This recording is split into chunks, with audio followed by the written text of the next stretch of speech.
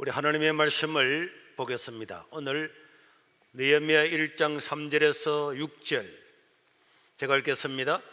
그들이 내게 이르되 사로잡힘을 면하고 남아있는 자들이 그 지방 극에서 큰 환난을 당하고 능욕을 받으며 예루살렘 성은 허물어지고 성문들은 불탔다 하는지라.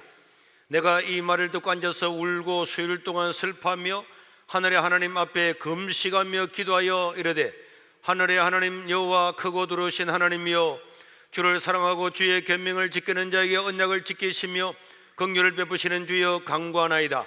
이제 종이 주의 백성인 이스라엘 자손을 위하여 주야로 기도하오며 우리 이스라엘 자손이 주께 범죄한 죄를 잡아가오니 주는 귀를 기울이시며 눈을 여시사 종의 기도를 들으시옵소서. 나와 내 아버지 집이 범죄하여 여기까지 읽도록 하겠습니다. 오늘은 기독교가 주축이 되어서 일어난 3.1운동 101주년 되는 기념일입니다.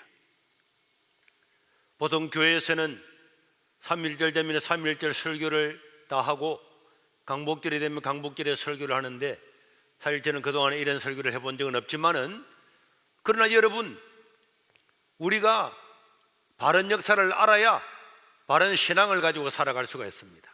성경에는 역사서가 있습니다.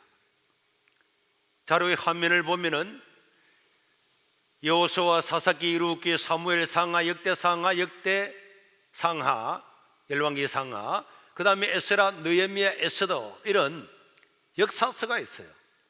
어떤 사람들은 자유주의 신학, 종교다원주의를 가진 사람들은 왜 이스라엘 역사를 여기다가 성경에 넣었느냐? 이거는 이스라엘 역사처럼 보이지만은 하나님 나라와 세상 나라, 이스라엘이라고 하는 하나님이 돌보시는 이 나라와 이 나라를 없애고자 하는 사탄의 나라와 전쟁이 어떻게 일어났는가를 보여줌으로 말미암아서 이 역사서는 모든 나라 믿는 개인이나 믿는 나라에 적용이 되기 때문에, 이스라엘의 역사처럼 보이지만은 이스라엘의 역사가 아니라 하나님의 역사를 보여주고 있기 때문에 이 역사서가 성경에 들어 있는 것입니다. 그러니까 하나님은 이 역사를 통해서 지금 하나님의 나라를 이루어가고 있다는 것을 믿으시기를 바랍니다. 역사 속에서 하나님이 일하신다는 사실, 이것을 보여주고 있는 것입니다. 오늘 읽었던 느헤미야서 1장 3절에서 6절을 보면은 느헤미야가 고국에서 이 나라 백성들이 어려움과 역경을 당하는 것을 보면서 울며 금식하며 하나님 아버지 앞에 기도하는 내용이 기록되어 있습니다. 기독교인들은 당연히, 믿음의 사람들은 당연히 하나님 나라와 민족과 교회가 어떻게 될 것인가, 하나님 나라가 어떻게 될 것인가, 하나님 나라가 핍박을 받고 어려움을 당하면 금식하고 기도하는 것은 마땅한 일 중에 마땅한 줄로 믿습니다. 그렇기 때문에 하나님의 백성들, 여러분 성경을 보면은 이 많은 사람들이 예레미야, 다니엘, 에스겔, 에스더, 이 모든 사람들이 나라와 국가와 민족을 위해서 기도했다는 사실을 역사를 성경에서 우리는 볼 수가 있는 것입니다. 그래서 신앙의 자유를 잃어버리게 되고 하나님 나라가 침략을 당하게 될 때에 어떻게 우리가 여기서 이겨나갈 것인가, 이런 역사서에서 다 보여주고 있고, 그래서 우리 오늘 3.1절인데요 3.1운동이 일어났을 바로 그때에 모든 교회, 그때의 목사님들의 설교를 보면은 이런 역사서를 가지고 설교를 하고 이것을 가르치고, 그래서 우리가 이 신앙을 이겨내고 신앙을 핍박하는 일제에서 해방되어야 된다고 금식하고 기도했던 사건들이 수도 없이 많죠.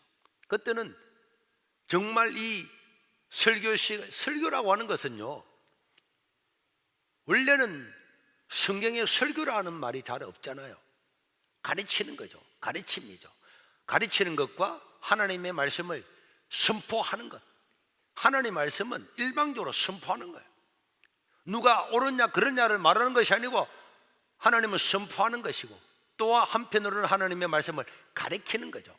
그래서 우리가 이런 성경을 알고 역사를 가르침을 잘 받아야만이 이 세상이 어떻게 흘러가는가, 어떻게 되어가는가, 우리가 어느 위치에 있는가, 어떻게 해서 이 신앙을 지켜나갈 수 있는가, 이런 것들을 알 수가 있는 것입니다.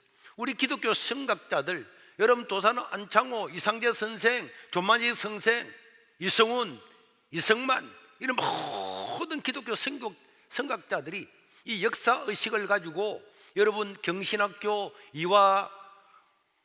이화학당, 배제학당, 오산학교, 경신여자, 모든 일을 학교를 세워서 학교와 교회에서 우리 신앙의 자유를 위해서 신앙을 압제하는 일본이 점령하면 신앙이 없어져 버립니다. 그래서 일본을 대적하는 의미도 있지만은 신앙의 자유를 찾기 위해서 그들이 일어나게 된 거죠. 그래서 역사에 대해서 바로 알지 못하면은 안 되고 미래가 없고, 특별히 우리 젊은이들이 올바른 역사책을 배우지 못하고 왜곡된 삶을 살아간다면은 우리에게는 사실 희망이 없습니다.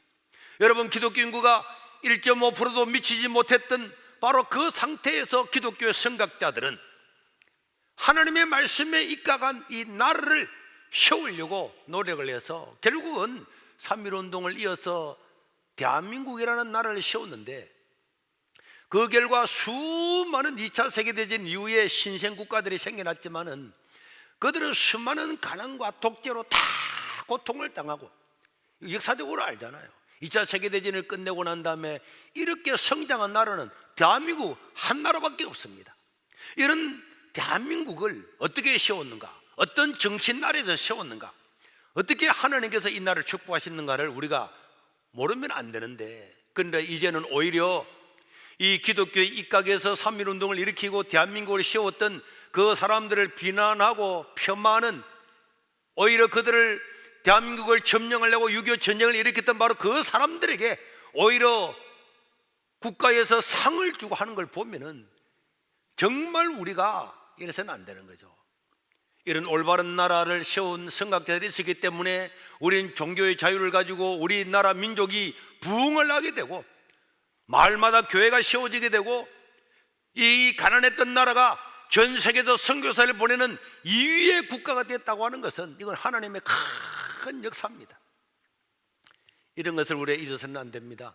우리 기독교 교인들은 우리가 기독교를 폄하하고 심지어 예수를 믿는다고 하는 사람들도 이런 것에 동참하면서 아무 생각 없이 이념에 사로잡혀 있는 것을 보면은 안타깝기가 그지없습니다. 여러분, 사람들은 기독교를 좋아하지 않는 사람들이었습니다. 특별히 북한은 기독교를 죽이려고 하죠. 북한을 추종하는 단체들도 기독교를 없애버리려고 그래요. 그래서 그들은요, 기독교를 개독교로 말합니다. 물론 교회가 다 좋은 일만 하겠습니까? 그러면 불교는 다 좋은 일만 합니까? 천주교는 다 좋은 일만 합니까? 국가 공무원들은 다 좋은 사람 했습니까? 그런데 여러분, 왜 기독교면 개독교라고 부릅니까? 천주교를 개천주교, 불교를 개불교 들어봤습니까? 명백하게 기독교를 폐마하려고 하는 세력들이 만들어냈다는 것을 우리는 알 수 있지 않습니까? 그래서 우리는 우리나라가 어떻게 세워졌는지, 3.1운동을 누가 어떻게 일으켰는지 이런 역사를 배워서 우리도 든든한 나라를 세워가는 민주국가의 시민이 되어야 될 줄로 믿습니다.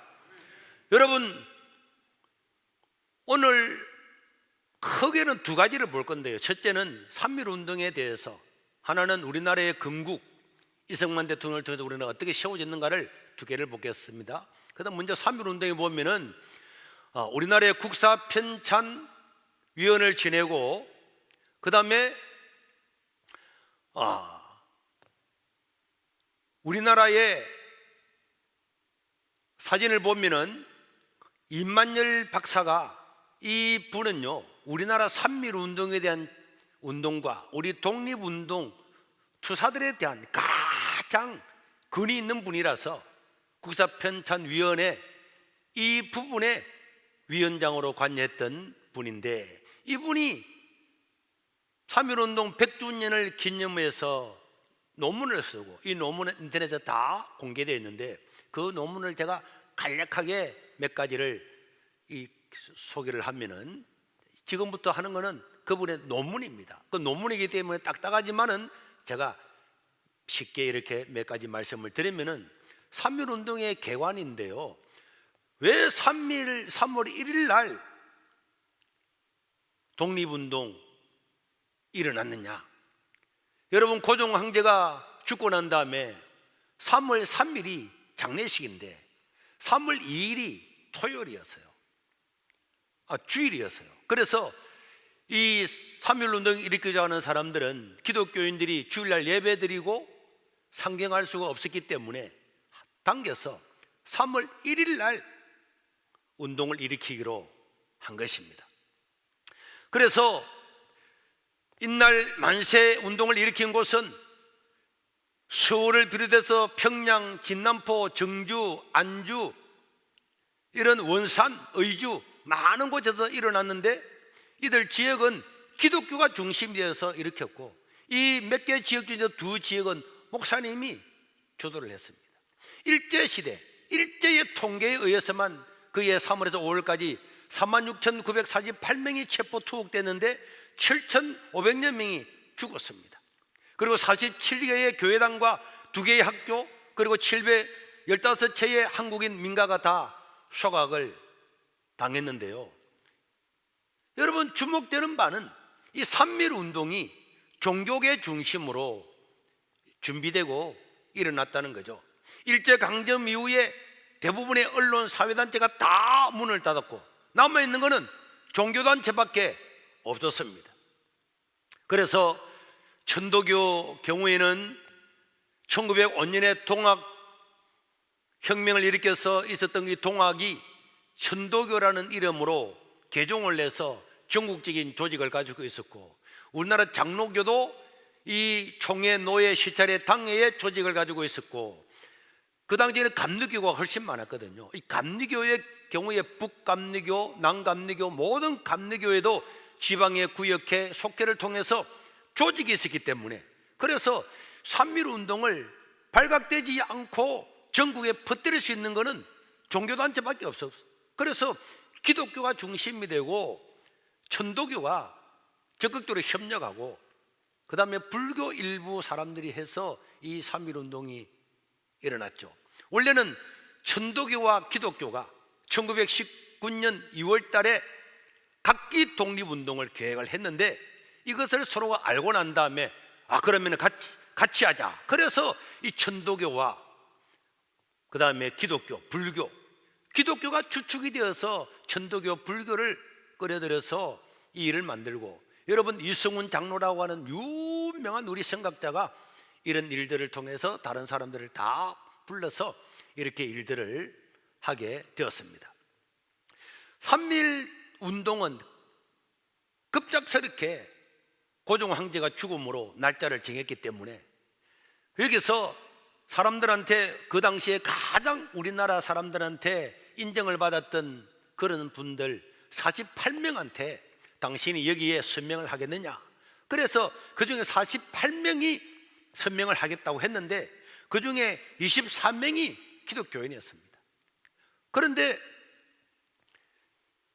모든 사람들에도 서명을 다 받으려고 하니까 48명을 다 받을 시간이 없었어요. 급작스럽게 일어났기 때문에. 그래서 33명까지만 받고 33명까지만 받고 그 다음은 바로 3.1 운동이 일어나 버렸기 때문에 48명이 못 됐는데, 그 중에 기독교인이 16명이라고 하는 것은 기독교가 얼마나 3.1 운동에 적극적인 역할을 했다고 하는 것은 주지의 사실입니다. 그래서 지방에도 이제 수도에서 일어났던 이 사건들을 지방으로 다 내려갈 때도 교회나 기독교 학교가 있는 지역에서 대부분의 기독교인들이 중심이 되었고, 3월 1일 날 3일째 일어나는 그 날에는 대부분의 기독교인들이, 이 사람들이 주도를 하게 되었습니다. 그래서 3.1 운동이 일어났을 때에 그 중에서 목사님들, 장로님들, 그 다음에 이런 많은 사람들이 일어났는데, 그중 기독교 주도자가 78개 지역, 천도교가 66개 지역, 분포로 보면은 25%에서 38%가 기독교 지역이라고 하는 것을 알 수가 있습니다. 우리 당시 기독교의 인구가 1.3%였어요. 크게 잡아도 1.5%였습니다. 그런데 1.3%, 1.5% 되는 이 기독교인들이 3.1운동에 20% 이상을 참여했다고 하는 것은 그 당시에 이 3.1운동의 주도 세력이 기독교라는 거예요. 그 당시에 1919년도에 천도교의 교세는요, 자기들이 말하는 것 일반 신도가 300만 명, 그 다음에 등재된 교인이 200만 명, 그 당시에 기독교인을 최고로 잡았을 때 20만이었습니다. 그런데 여러분, 200만 명 되는 300만 명 되는 천도교보다 10분의 1도 안 되는 기독교가 10배나 더 많았다고 하는 것은 얼마나 3.1 운동을 일으켜서 민족의 자존심과 독립과 신앙의 자유를 찾겠다고 하는 기독교가 얼마나 열망이 많았고 많은 참여를 했다는 것을 보여주고 있습니다. 3.1 운동이 끝내고 난 다음에요, 3.1 운동 때문에 원래 모든 교단에는 교단 총회가 열리는데 제8회 장로교 총회가 1919년 한 달 늦게 10월 달에 열렸는데요, 그때 장로교 교인들만 3.1 운동에서 피해를 본 사람들이 집계를 했는데 거기서 장로교 신자만 타살이 52명이, 그리고 체포된 신자가 3,800명이고 그 다음에 목사 장로 133명이 죽었습니다. 그래서 전체 목사 장로가 그 당시에 1919년에요 목사 장로 전부 다의 숫자가 장로교에서 1,024명인데 그 중에서 13% 되는 사람이 전부 다 3.1 운동을 통해서 타살되거나 추국을 통해서 사살이 되었습니다. 쉽게 말하면 기독교 목사 장로가 13%가 죽었다는 거예요. 그것은 일제가 독립운동을 일으키는 주도 세력인 기독교를 얼마나 탄압했다는 것을 알 수가 있습니다. 이처럼 기독교가 민족 독립운동에 적극적으로 참여한 이유는 무엇입니까? 바로 그것은 바른 신앙관을 가지고, 그리고 이 사람들은 구약의 출애굽이나 또 바벨론 포로, 페르시아의 포로 이런 것들을 보면서 이 민족의 이런 생존권을 이 신앙의 자유와 연계시키기 때문에 그렇습니다. 이제는 신앙의 자유를 위해서도 참여하지 않을 수가 없게 되어버린 거예요. 일제가 기독교를 박해를 하고 예배를 보지 못하도록 하고 설교 하나하나 하는 것도 다 제재를 가하고 너희는 성경만 가르쳐라, 사랑하라, 위에 있는 권세자들에 복종하라, 이런 것만 가르쳐야지 뭐 골리앗과 다윗의 이야기 이런 데는 절대로 해서는 안 된다, 금주 근년 해서는 안 된다. 여러분, 우리나라가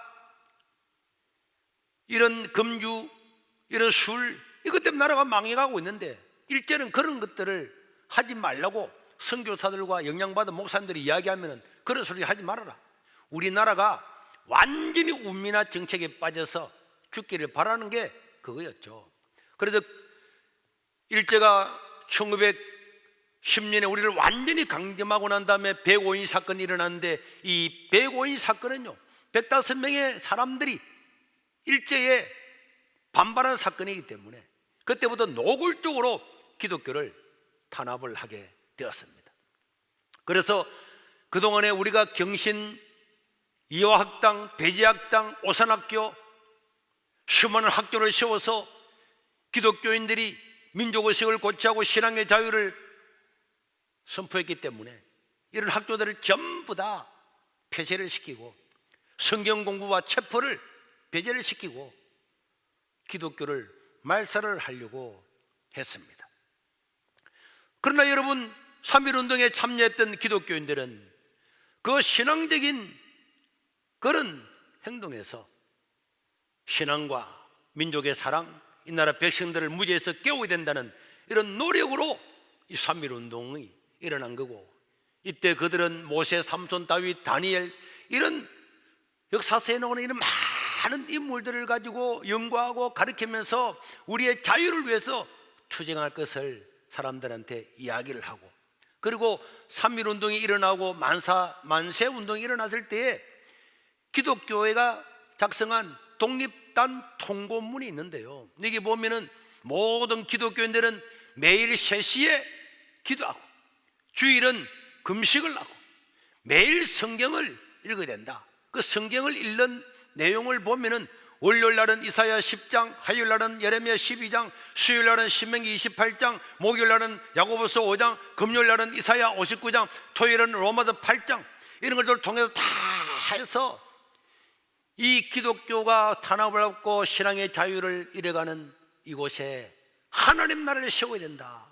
그리고 이승만 대통령 이때에 기독교 인구를 100만 명으로 늘리기를 기도를 주창했던 사람이 이승만이었어요.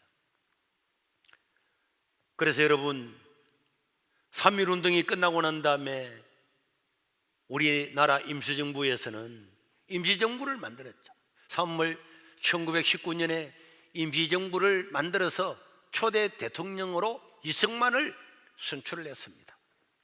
2차 세계대전에서 미국에 패배한 일본은 조건 없는 나중에 항복을 하고 난 다음에 결국 우리나라는 독립을 하게 되었습니다. 여러분, 독립을 하면서 나라를 세웠는데요, 우리나라는 반만년 역사 가운데 단 한 번도 이런 나라를 경험한 적이 없었어요. 우리나라 고려시대, 조선시대 다 왕정 밑에서 백성들은 왕한테 절대적으로 순종하고 그랬지, 양반산은 쫙 갈라지고 있었지. 자유로운 세계, 조선시대가 끝나면서 바로 일제에 들어갔기 때문에 우리나라 국민들 중에는 그 당시에 개인이라고 하는 단어조차도 없었다고 학자들은 이야기를 하고 있다니까. 개인이 뭐야? 다 상놈 양반 집단이지 개인이라고 하는 조차도 없었습니다. 절대 왕정 국가를 벗어났는데 그 당시에 많은 독립단체들이 러시아, 중국, 만주, 하얼빈 이런 데서 독립을 운동을 하다 보니까 그 사람들이 독립운동을 했던 우리나라 대부분의 독립하는 사람들이 가지고 있는 사상은요, 공산주의와 사회주의였습니다. 자기들이 러시아와 중국과 이런 걸 보면서 눈으로 보고 들은 거는 그런 공산주의, 사회주의 이런 것밖에 잘 없었다니까요. 그런데 이승만은 미국으로 망명을 해가지고 미국에서 프린스턴이라고 하는 미국 치학대학에서 대학을 졸업하고 하버드 대학에서 석사를 받고 조지 워싱턴 대학에서 박사를 받았어요. 그러니까 서구 사회에서 가장 위대한 좋은 대학, 기독교 학교를 그것도 천재적으로 몇 년을 줄여서 박사까지 다 받고, 특별히 이승만은 국제정치학을 공부해서 국제정치학 박사를 받아서 국제정치가 어떻게 돌아가는 걸 다 알았어. 여러분, 2차 세계대전 때 일본이 진주만을 폭격할 거라고 하는 것을 가장 먼저 논문을 발표했던 사람이 이승만이었어요. 그것이 사실로 일어나고 난 다음에 미국의 재계에서는요, 야, 이승만은 정말 선각자다 이렇게 했습니다. 이런 사람이 이승만이었는데 결국 우리나라는 독립이 되고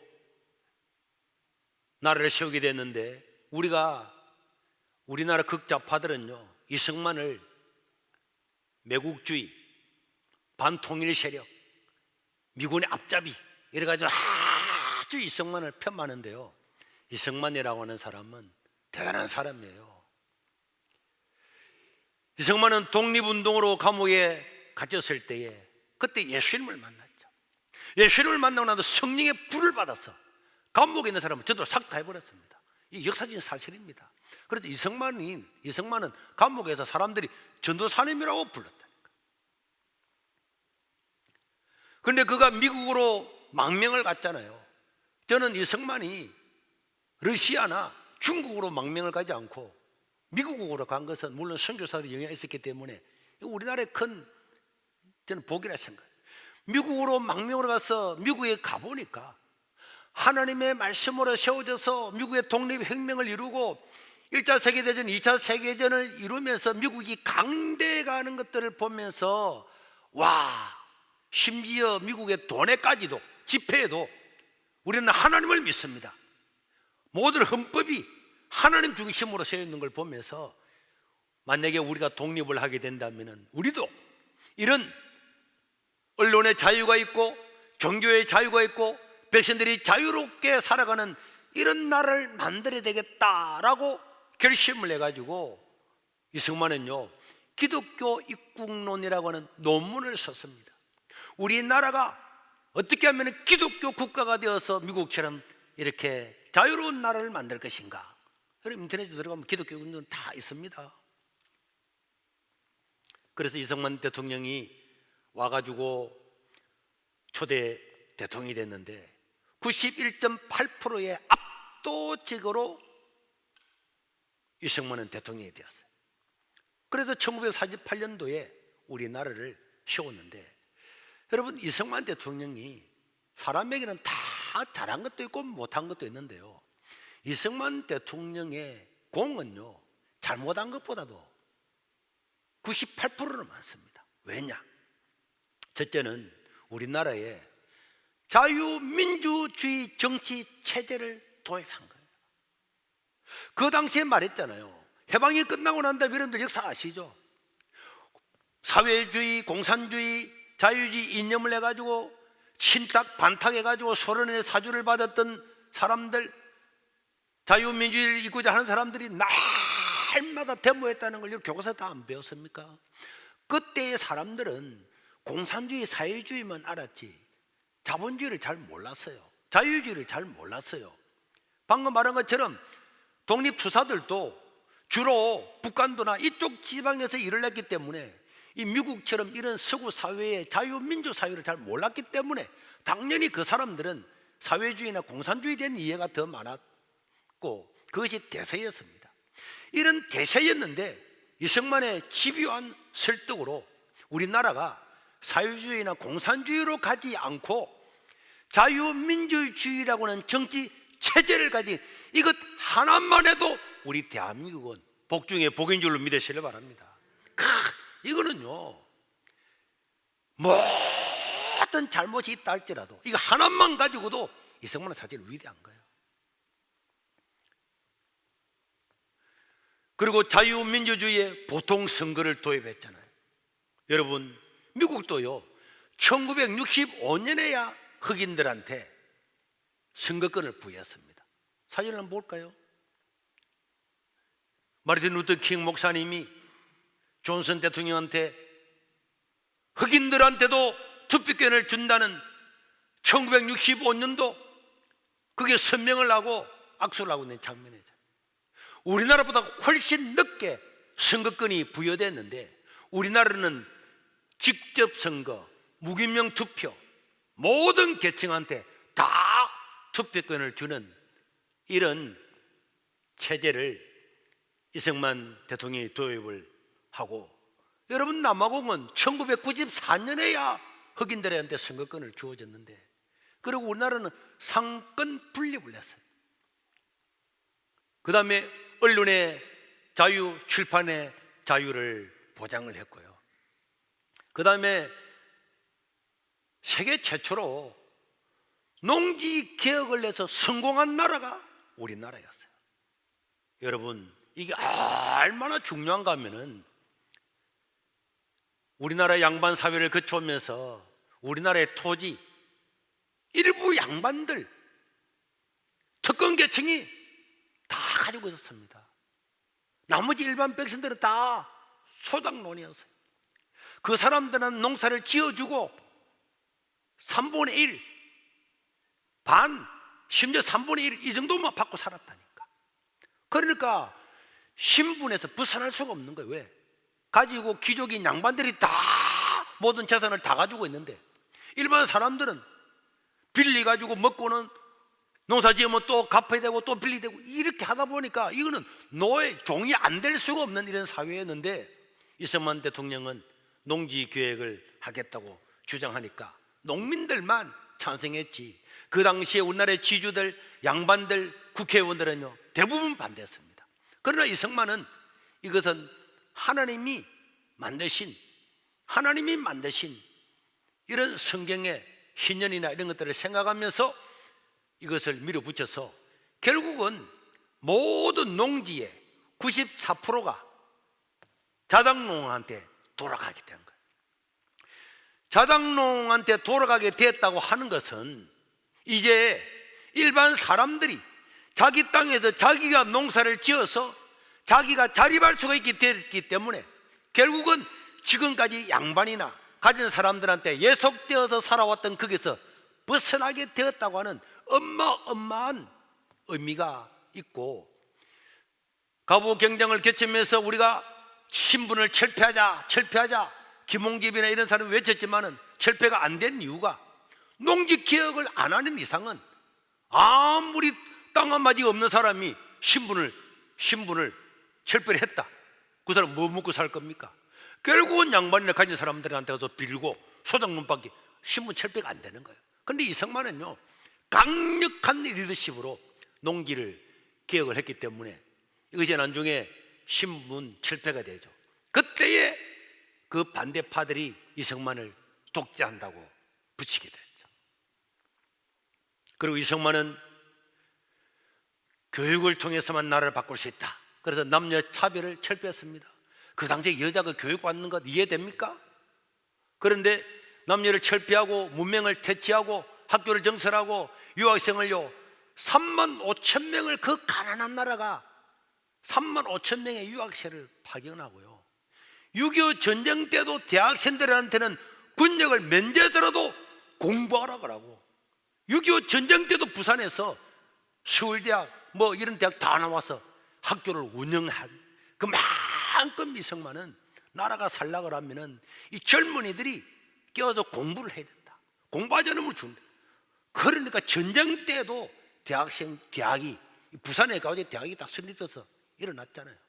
이거는요 보통 사람이 할 수 없는 일이고, 그 다음에 6.25 전쟁을 막아낸 1등 공신이 이승만 아닙니까? 전쟁 당시 새벽에 북한이 쳐들어왔죠. 그 사실을 알았던 이승만 대통령은 바로 메가더 장군한테 전화를 걸었습니다. 비서관이 잔다고 그럴 때 이승만은 벌컥 화를 내면서 우리나라 국민을 다 죽일 거냐, 그래서 자고 있던 이승만을 깨워서 이 나라에는 얼마나 많은 기독교인들이 있고 교회가 있는데 저 공산 치하에서 다 죽일 거냐, 그렇게 하면서 신앙이 독실했던 메가더 장군을 설득을 해서 그날 아침에 바로 비행기 10대와 포를 지원해 주기로 약속을 받고, 그 다음에 프리즌턴 대학에서 공부하고 있을 때에 이 이승만은 아주 뛰어났어요. 외국인 학생인데도 그 미국인보다 더 뛰어나서, 그런데 그 총장이 나중에 윌슨 대통령이 된 거예요. 그래서 이승만 대통령이 얼마나 똑똑한 걸 알았기 때문에 이승만은 윌슨 대통령이나 거기서 그를 통해 알았던 기독교 지도자들을 통해 가지고 결국은 미군이 적극적으로 개입하게 함으로 말미암아서 우리나라를 지킬 수 있었던 것이 이승만의 공입니다. 여러분, 부산밖에 안 남았는데 지치되면 끝나버렸습니다. 그런데 그분들은 이 독실한 기독교인인 이승만의 그 불타는 마음과 그 설득을 당해서 지원을 하게 되고, 이거는 전쟁이 끝나고도 계속된 것입니다. 그리고 이승만은요 6.25를 막아냈을 뿐만 아니라 더 중요한 일은 한미 동맹을 맺은 거죠. 이 한미 동맹을 안 맺었으면 우리나라에서 제2의 유교가 몇 번 일어났을 겁니다. 그렇지 않습니까? 상식을 가진 사람이면. 동맹이 뭡니까? 여러분 세계 역사를 보십시오. 여러분 바빌론이나 페르시아나 그리스나 로마나 1차 세계, 2차 세계 다 나라가 있으면 동맹을 맺어서 그 동맹을 가지고 하잖아요. 동맹을 가지고. 그런데요, 우리나라는 6.25 전쟁이 일어났을 때에 미군이 우리나라에 와가지고 5만 4천 명이 죽었습니다. 10만 명이 부상당했어요. 코리아가 어디에 있는지도 모르는 나라에 와가지고 15만 명이나 되는 사람이 사상자가 일어났다. 그러니까 많은 사람들은 이제는 왜 우리나라 국민이 죽을 거냐, 2차 세계대전만 해도 어마어마한 미군이 죽었는데 또 죽냐 말이냐, 이래서 이 트루먼 대통령 인기가 급락하게 되어서 1952년에 아이젠하워 대통령이 됐을 때 그는 한국 전쟁을 종식하겠다는 공약을 내걸고 대통령이 된 거예요. 그런데 이대로 끝나면은 오늘 휴전을 맺었다 할지라도 그 당시에 북한이 우리보다 훨씬 잘 살았거든요. 1970년대까지는 국민소득이 북한이 더 많았어요. 그럼 이대로 하면은 북한은 우리를 죽이려고 하는 거, 우리 힘이 어디 있습니까? 6.25 전쟁이 일어날 때 탱크 하나 없었는데.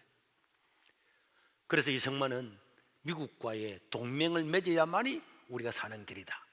그래서 이승만은 국제 정치학을 연구를 했기 때문에 견고하게 이용을 한 거죠. 미국이 우리와 동맹을 안 맺으면은 우리가 북진 통일하겠다. 그래, 북진 통일한데 국군이 38선 넘어서 북진 통일한대요.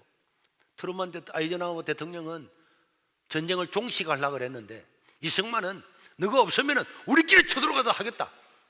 골치 아프게 했죠. 이것은 한미 동맹을 맺기 위한 이승만의 카드였죠.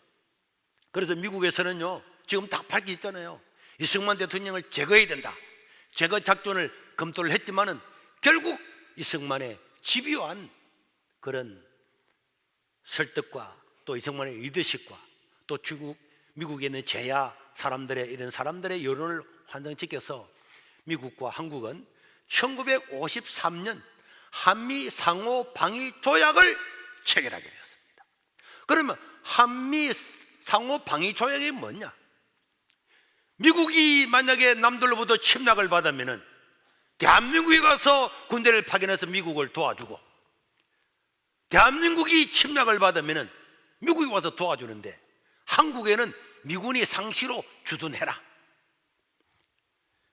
미국은요 2차 세계대전을 승리를 이끌고 유럽을 다 구했잖아요. 나치로부터.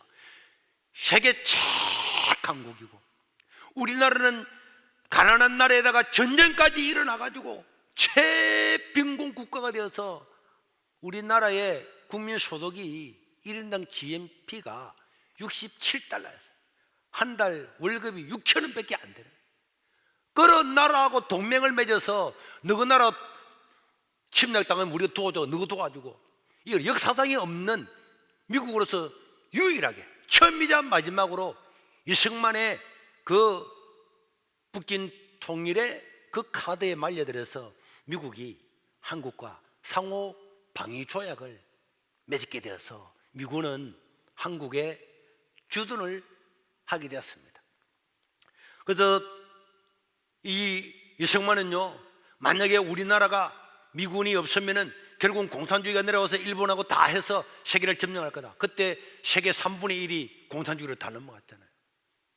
그래 미국은 이런 이승만의 이런 제의를, 이승만의 그 국제 정치학을 배운 그 해안에 결국은 넘어가게 되어서 이 방위조약을 맺게 됐는데, 이 방위조약은 방위조약을 맺음으로 말미암아서 미군이 후방도 아니고 38선에 다 38선에 전부 다 진주하도록 했어요.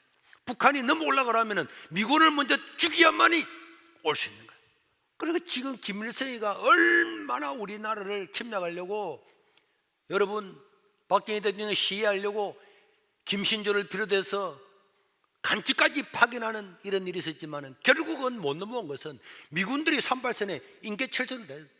미군을 죽이면 미군이 다 개입하니까 그것 때문에 못 들어오게 되고, 그래서 우리나라는요 재정에 미군이 주둔함으로 말미암아서 국방비를 절대적으로 절감하게 되고 경제 성장에 집중하게 됐는데, 이 가난한 나라에서 국방비에 다 쏟았으면 우리는 제3세계들처럼 2차 세계대전에서 독립했지만은 결국은 선진국가 되지 못했던 나라가 대부분이잖아요. 100개가 넘는 나라가 다 가난했는데 한국은 미군이 주둔함으로 말미암아서 국방비에 쏟아야 될 그것을 1년에 재정의 20%를 경제 개발에 투자함으로 말미암아서 경제적으로 도약할 수 있는 기체를 마련하게 되고, 미국의 도움으로 국제 외교망을 확대함으로 말미암아서 이 친미 국가들과 자연스럽게 외교를 하고 무역을 함으로 우리나라는 미국의 줄을 타고 스스로 나감으로 말미암아서 글로벌한 나라가 될 수가 있었고요. 미국의 무상 원조 21억 달러는 21억 달러, 그 이후에 수많은 차관이 제공이 되고, 전쟁이 일어나고 난 다음에, 전쟁이 끝나고 난 다음에 전쟁 복구비로 90조를 미국이 대한민국에 지원을 했습니다. 전쟁이 일어나고 우리나라 뭐 먹고 살았죠? 미국이 무상으로 지원했죠. 무상, 돈 안 받고 무상으로 부산항 인천안에 배들에게 밀가루부터 옥수수 가루부터 옷부터 돈 안 받고 무상으로 갖다 부었다. 사실 아닙니까? 전쟁 복구비로 90억을 우리나라에 부었는데요, 참고로 우리 한일 청구권, 우리가 일제에 36년 동안 압제를 당해서 그 대가를 받은 돈이 무상으로 3억 달러 받았습니다. 그리고요, 유상으로 2억 달러, 5억 달러 받았어요. 그런데 미군으로부터 이 정도로 많은 것을 받아낸 것은, 이거는요 이승만이 아니면 할 수가 없는 일이었죠. 그래서 나중에 많은 사람들은 이승만을요 정말 대단하다고 지켰어요. 몇몇 사람들의 이야기를 들어볼까요? 사진을 보면은 닉슨 대통령, 나는 이승만의 용기와 뛰어난 지성에 감명을 받고 한국을 떠났다. 공산주의자들을 상대할 때 예측할 수 없게 하는 것의 중요성을 강조한 이승만의 통찰력에 대하여 많은 생각을 했다. 그 후 그의 현명함을 더욱더 높게 평가하게 되었다. 그 다음에 우드로 윌슨, 이 사람도 대통령이었죠. 그는 우수한 능력과 고결한 성품을 지녔고 조선의 현 상황과 동양의 정세에 놀랄 만큼 정통하며 이를 청중들에게 성공적으로 개진한다. 그는 애국심이 열렬한 일꾼으로서 장차 미래의 조선의 구원자가 될 것이다. 메가드는요, 이승만은 결단성이 있고 타협할 줄 모르는 당대의 영웅적인 항일 투사다. 그는 대한민국보다도 크다. 존 무츠라고는 초대 미국 대사는, 그는 아주 머리가 좋은 사람이었고 45년간 한국의 독립이란 하나의 목표를 위해 달려온 의지의 인간이었다. 그는 아주 고차원적인 시각에서 복잡한 세계 정세를 정확하게 이해하고 그의 영어는 글과 말 무엇이든지 유창했고 그의 레토릭은 미국인들을 사로잡았다. 이승만은 미국인보다 미국 정치 역사를 더 잘 알고 있다. 그가 미국 역사를 이야기하면 늑을 읽어가면서 들었다. 그 당시에 세계를 지배했던 사람들은요 이승만을 극찬했습니다. 그리고 나중에 이승만이 하와이에 죽고 난 다음에 그의 유해가 돌아왔을 때요, 우리나라 백성들은 이승만을 기억하면서 이렇게 모였습니다. 장례식장에. 다음 사진도. 그 당시에 사람들도 이승만 이렇게 위대한 사람으로 생각을 했다니까. 그런데 사람들은 이승만을 독재자라고만 알고 있습니다. 여러분,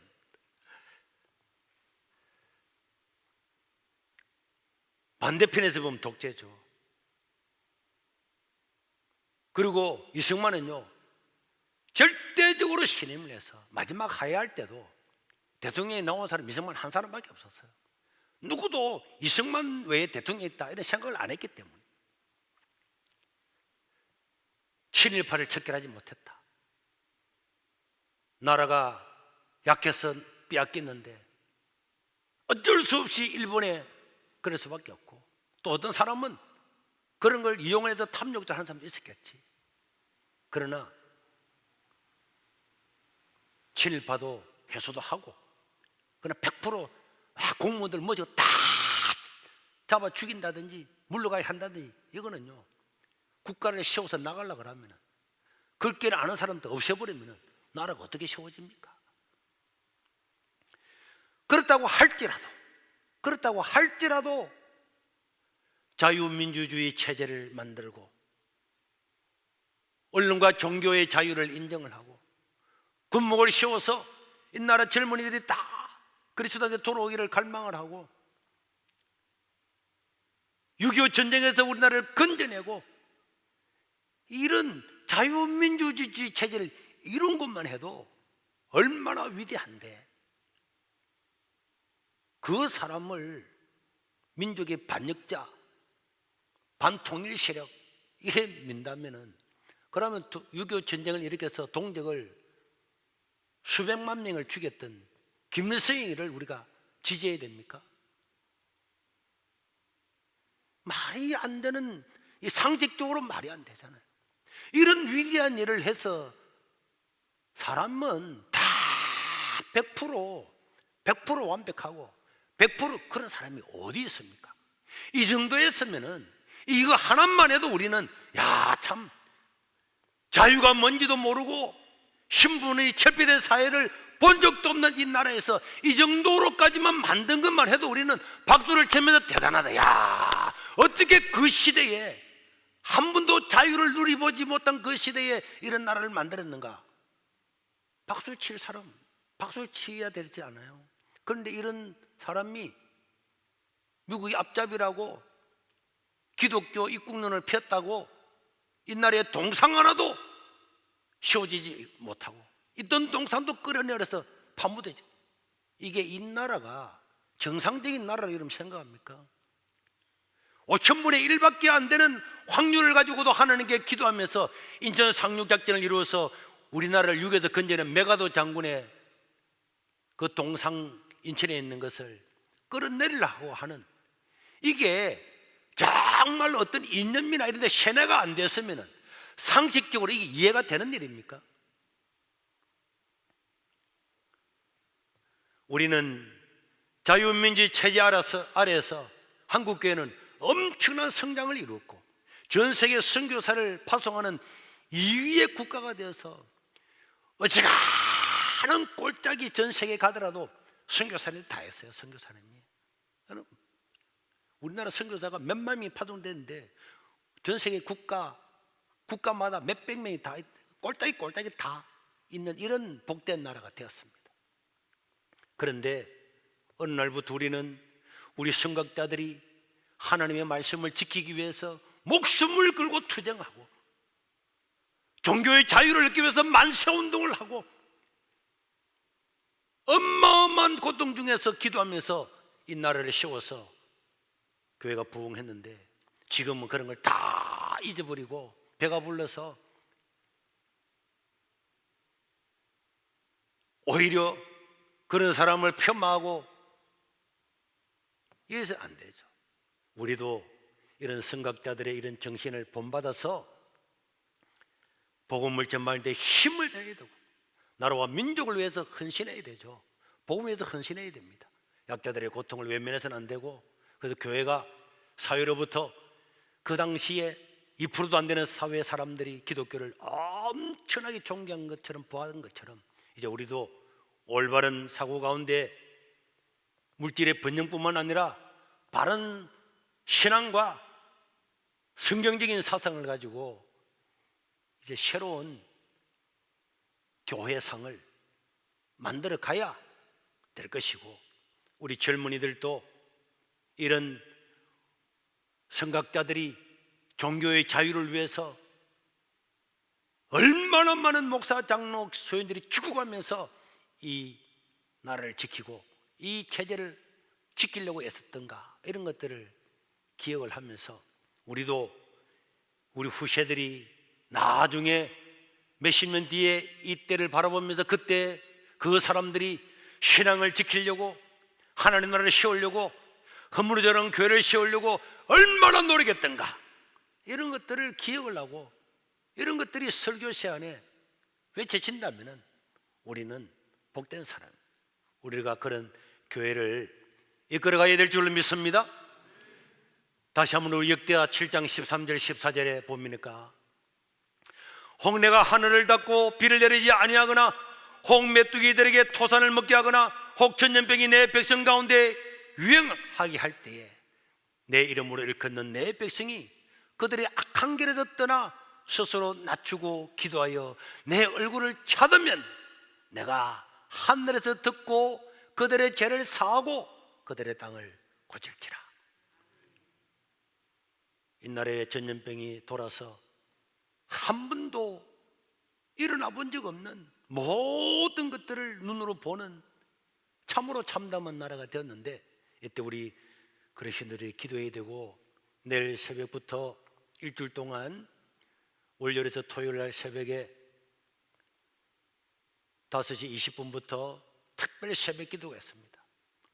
다 5시 되면 일어나서 세수하고 같이 기도하고 참여할 수 있도록 알람을 다 맞춰 놓으시고, 구역장님들은 구역원들한테 다 그런 문자를 보내고, 그렇게 해서 나라와 민족을 위해서 기도하고 우리 자신을 위해서 기도하고, 우리가 잘못된 것이 무엇인가, 왜 우리가 이렇게 또 많은 욕을 얻어먹는가, 이런 생각을 하면서 새로운 길을 찾아야 되는 거고, 이제 이런 기회에 더 신앙적으로 나아가서 허물어져가는 한국교회를 세우는 저와 여러분들이 되어야 될 줄로 믿습니다.